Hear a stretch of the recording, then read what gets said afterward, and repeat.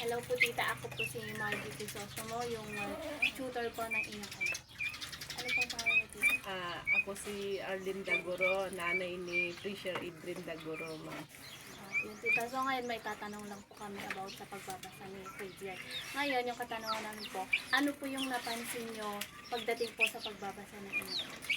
Nung una, ma'am, syempre hindi niya pa gaanong kabisado yung English. Pero nakaka, naman siya, pero nung nandyan na kayo nagtuturo sa kanya, medyo mas lumawak yung pag-iisip niya sa pagbabasa, madam.